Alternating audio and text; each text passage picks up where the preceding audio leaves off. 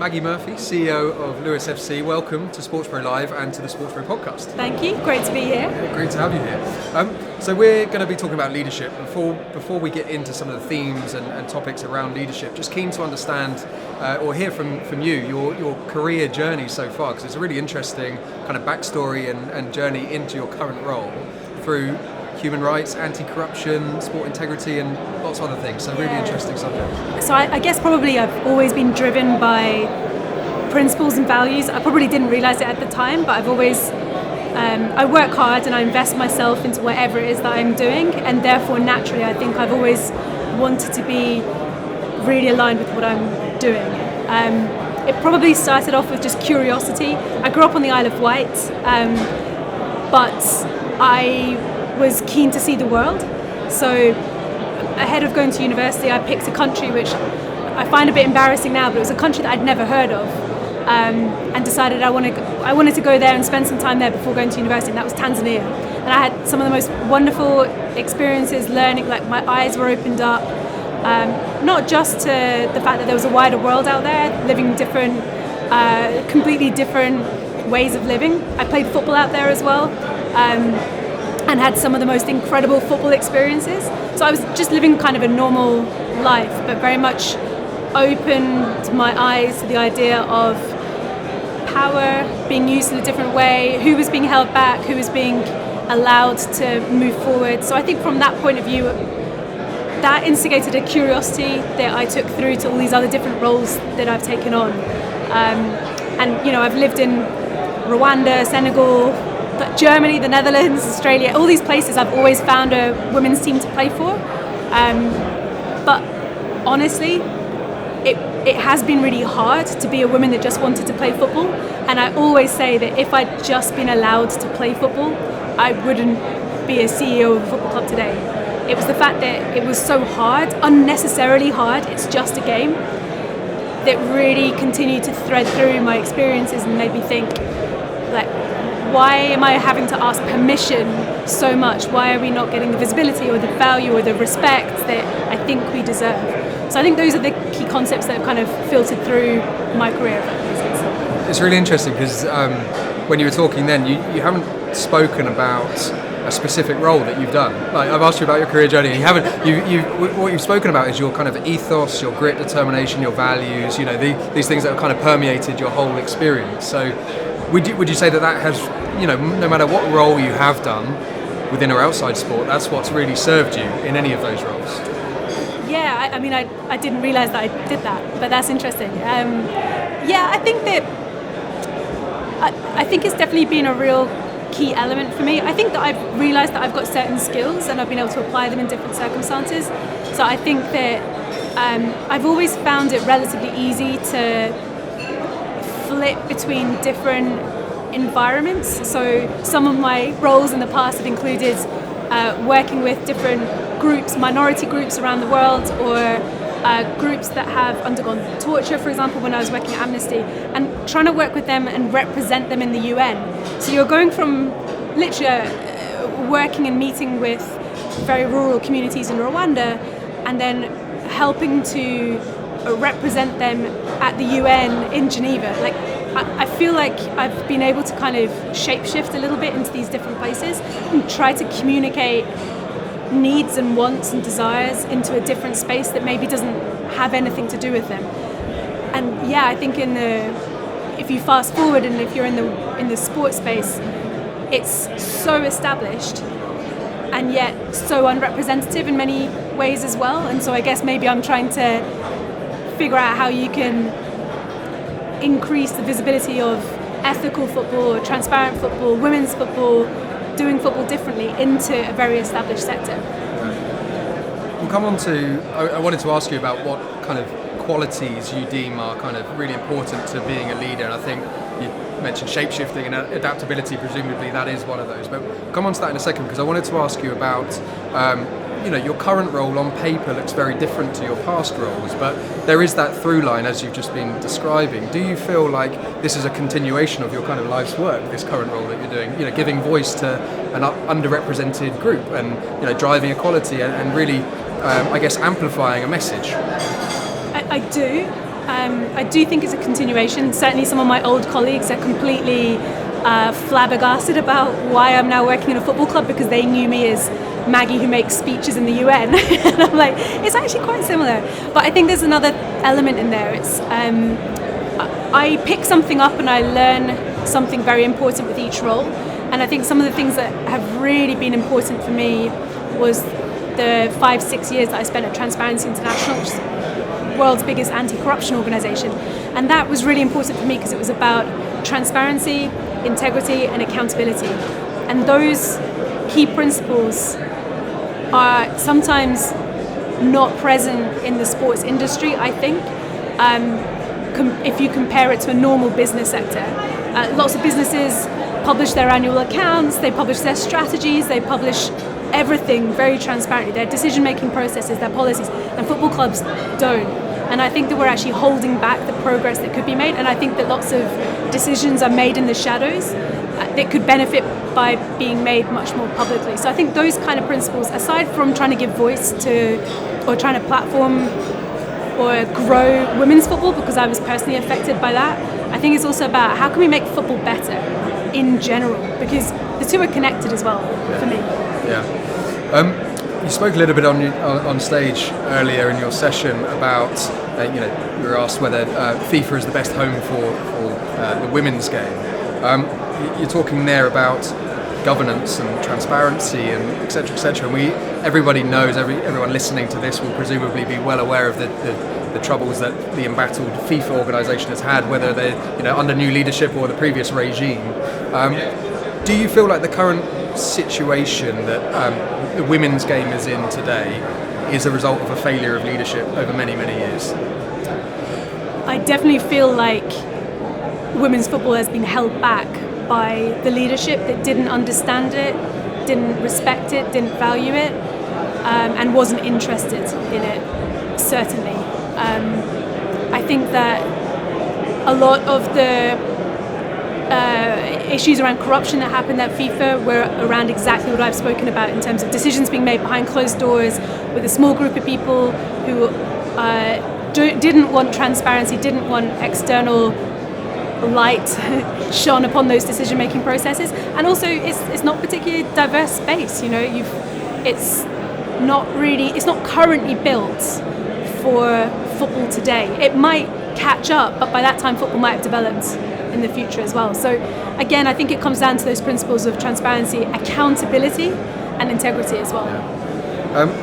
And you mentioned before, I'll ask you the question directly though, but from your experiences working in other industries and other sectors, I guess, where does sport rank when it comes to leadership and its existing ways of working, the power structures that exist, and the level of accountability? Regulation is obviously a hot topic as well in this country, but just generally across the board, sport likes to think that it can self-regulate when really it's shown in many, many instances that it can't do that, or that leads it down a negative path. Where does sport rank in your view? I think there's a couple of challenges when it comes to the sports sector. One is we're all competitors. We're literally competitors, but in a different sense from, I don't know, Apple and Microsoft. It's like every week we play against each other and we want to win, and we'll do anything we can. And so then collaboration in that kind of environment is really tricky, but I think it's what is necessary. But sport is also benefiting from the fact that they get certain tax breaks, or they get certain privileges by being for community benefit. And therefore we are almost required, I think, to collaborate. We're almost required to think about community as a much more holistic entity, in a way that maybe businesses don't have to, because they don't get the same types of tax breaks, they get different ones. But so I think that, again, I think this comes down to decision-making spaces. Who makes decisions? How diverse is that room? Who are they learning from? What information are they bringing to the table? I think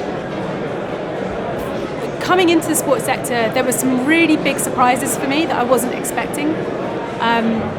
One of them was how opaque it was, but the other one was how very broad the makeup is of the people that clubs deal with on a day-to-day basis. And what I mean by that is like you do serve people on a daily basis, and those people, whether they're volunteers, like we have lots of volunteer coaches, we have volunteers that help on match day. We have a lot of people for whom the club is the most important thing in their life, more than in a business. If you like an Apple product, you don't think about it all the time. You don't debate it, discuss it, cherish it, love it. It's a completely different type. Yeah, it's a way of life, and I think trying to balance out all those different people for whom the club is the most important thing is a real challenge, which is why I think being as transparent as you possibly can is almost like a contract that you have with people. You have to. If it's the most cherished thing, you have to be as open as you can. Yeah. I think that really, that ethos, that mindset really comes through in the way you talk about everything. Is like, open, candid, that communication. Do you feel it's incumbent on you as a leader of an organisation to have that style? Do you think that's hugely important to invite people in with the way that you communicate internally and externally to kind of really, I guess, galvanise and instill and maintain a culture, or whatever you're trying to achieve as a leader or your role as a leader? Do you think that open communication is one of those key qualities that you need to have? Yeah, I mean, maybe sometimes I'm too open, but yeah, I think it's really important to tell people how it is really, and I was very blunt and very open today about some of our challenges, as well as some of the reasons that I think we're the best thing since sliced bread. I'm very candid about where I feel the sector is, but I'm also doing that to invite challenge, to invite someone to come and talk and say, well, I see it from a different perspective.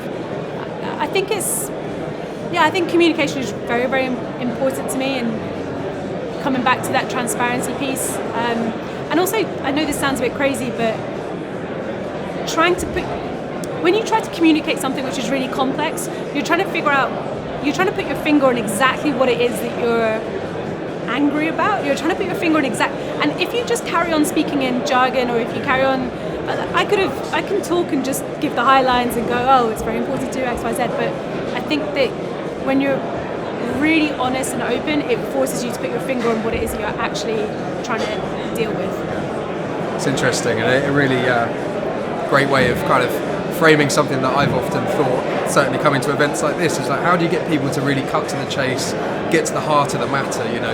You do hear a lot of people saying the same things, patting each other on the back. It's very agreeable, and sometimes you want a little bit of tension in there, and get people need to be pressed almost to say, tell it like it is, as you just said. But coming into this role, what was it, in the summer of 2021? So you're coming up to 2 years into this role. But is there, obviously we've talked about some of those common threads that you've had through your career and those skills that you've kind of brought to your current role. But are there new skills that you've had to learn on the job ultimately? Are there elements of what you do now that you're like, I didn't really have a clue about this before I joined Lewes, and I've had to learn it? Oh, like everything, so much.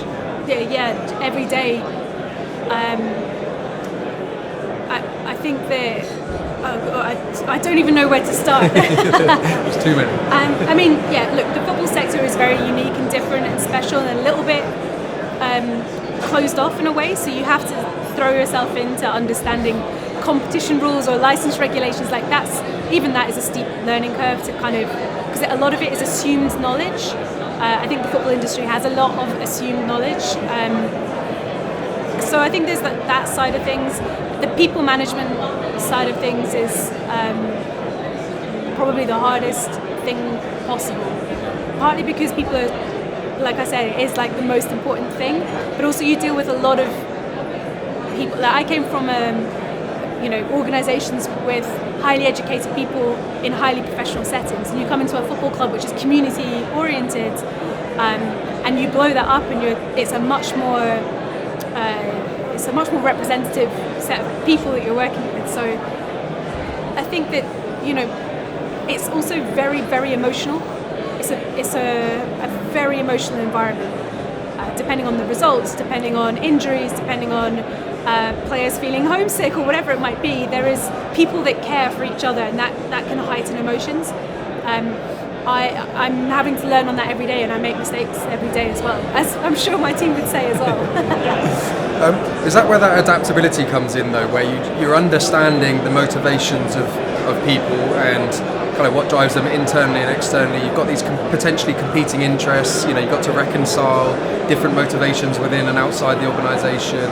Do you find that, ultimately it's about, understanding and listening to people as much as anything, understanding what drives them, and then tailoring your kind of, your leadership of them and management of them, and potentially you've got to negotiate with these people. So ultimately that reconciliation piece is really important as well. Yeah, I think probably I'm very lucky because we've got some brilliant people working at the club. They're extremely values driven as well, and could earn a lot more money somewhere else, to be frank, but who believe in the project, believe in what we're trying to do.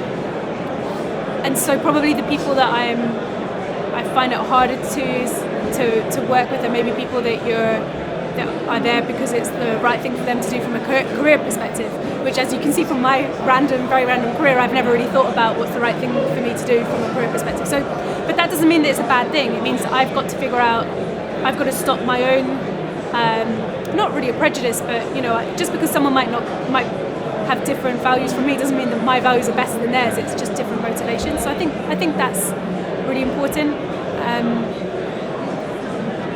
I think that's definitely probably the area which is hardest. Do you find there's a lot of talk now, especially in the wake of COVID? I think that's focused minds in a lot of respect, in a lot of ways within sport anyway, around purpose and values-based decision making and leading an organisation in that, with that mindset that you've got these strict guiding principles and ethos that you adhere to at every turn, basically. All decision makings comes back to that, and that's your guiding star. I don't know, do you agree with that statement that COVID has kind of focused minds in that respect? Yeah, I mean, you've come into this industry during just before, but do you feel like now there's more of a sense that it's really important actually that purpose element, like you say, people are working in this industry in and around sport, whether they work for a professional organisation or a sports charity, or there's a purpose to what they do. There's almost a reflection of their own individual values in their organisation, and that's what motivates them, as opposed to money, where they could go elsewhere and potentially earn a load more. Do you think that's what drives people? Yeah, I don't know whether that's COVID related, but I think that for a long time, well, not for a long time, I think people are starting to think, take women's sport, they're like, oh, you'll invest in it because it's the right thing to do, or you'll invest in it because it's the commercially savvy thing to do. And actually, I think there is a blend around purpose. I think that purpose is driving profit. Hang on, that doesn't sound quite right, but you know what I mean? I think I personally feel great buying a t-shirt or buying something if I know that there's more meaning behind it. I'm happy to spend my money, much more so than if I just go to a shop on the high street and buy a very similar top, whatever it might be. I think the purpose is going to become increasingly important also with the digital age. So if you take Lewes FC, we're very aware that our owners were fan owned. A good half of them probably come from Sussex or from Lewes itself, but half of them are global. Why are those people becoming a fan of the club? It's because of our principles and our values. And I think that as in the next 5 years, 10 years, I think probably that when kids grow up, they'll start choosing the football club they support based on values and not just based on where they grow up. I think that will happen. I'm not saying 100% of kids will choose it that way, but I think bit by bit people are starting to support the teams that align with their values. And for that, clubs need to figure out what their personality is. Because if their personality is only based on the town that they're in, I think they'll lose a lot of fans. Everyone knows what Forest Green Rovers stands for, right? So of course they're naturally going to have a huge connection with a certain demographic of fans that have probably never been to the town at all. Yeah, that's where my mind went to, was Forest Green Rovers, because I know they've really cultivated a bit of an international following. You know, they punch well above their weight because of the positioning that they have, and I think that's a really interesting point, is that, you know, digital media in particular has really broken down those geographical barriers and allegiances that we naturally all have. I mean, I was born in Southampton, so I support Southampton, much to my, you know... but I bet you keep your eye on a certain number of teams because you like something about them. Exactly, yeah. So, but in terms of where you take inspiration from as a leader, you know, who do you look to? What types of organisations do you, Maggie Murphy, look to as kind of, you know, I need to take elements of what they're doing because, you know, really interestingly, actually, you spoke on stage about having that kind of startup mentality that you've got to go out and get it, right? So, are there other organisations in the tech space or emerging companies, perhaps, that are completely unrelated to sport that you look to and say that we can take elements of what they're doing and apply it? It's funny, when you were asking the question, I was trying to think, am I meant to be quite grand or high level? But actually, some of the people that I respect and admire the most, someone like Laura Youngson, who is the founder of Ida Sports, which is a football boot company for women. How hard is it to enter a market against Nike and Adidas and say, actually, do you know what? I'm trying to create football boots. Most women hate their football boots because they just fit all wrong. They're designed for men's feet. Men's feet are different from women's feet. We carry weight in different places, more injuries affect women.